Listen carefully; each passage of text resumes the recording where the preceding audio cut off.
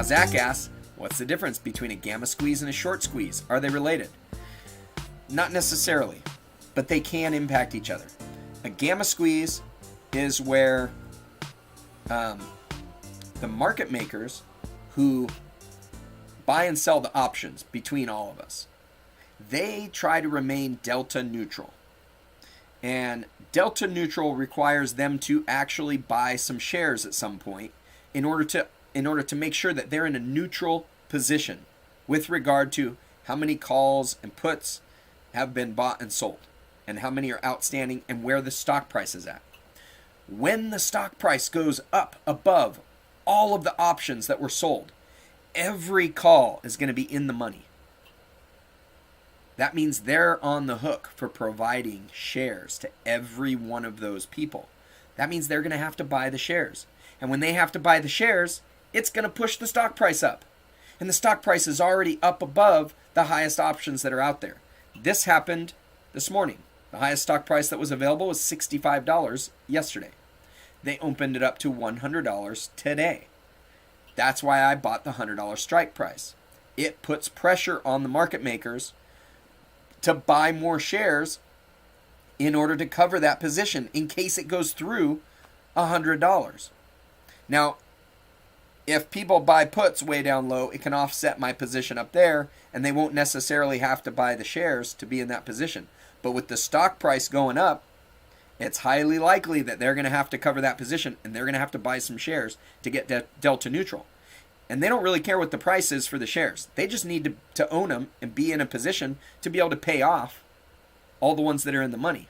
So if it goes through the $100 strike price, we're in gamma squeeze territory. We're already in a squeeze from that $65 strike price that it blew through yesterday. That can continue. Now they probably will not keep opening up new options because it expires this Friday, which causes that squeeze to be even worse. Now there are, from what I understand, 30% of shares that are out there are short on that stock. So that can create a short squeeze. Not too much, because there's still plenty more shares out there to short. Okay?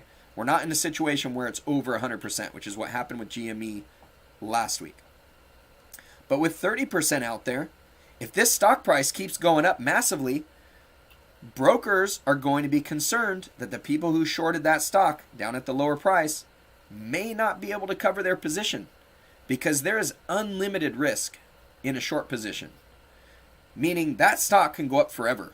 It can go up potentially to infinity. It's not likely because nobody has an infinite amount of money. Okay, it's not going to happen. But the potential loss is infinite because there's no set stopping point. So at some point, the brokerages are going to go to those short sellers and say, hey, you're going to need to prove that you can cover the position you're in. You're going to need to deposit more money, or you're going to need to close your position.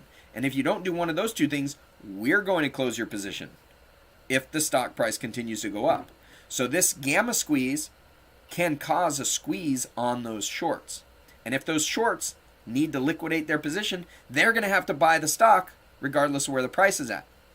Now they're competing for the stock against the market makers. So they're both going to be pushing the stock up higher. This is where the squeeze comes in, because those are not the only people buying. There's also the general public that sees this gamma squeeze potential going on that are buying. And there's options traders who want to get in on those options.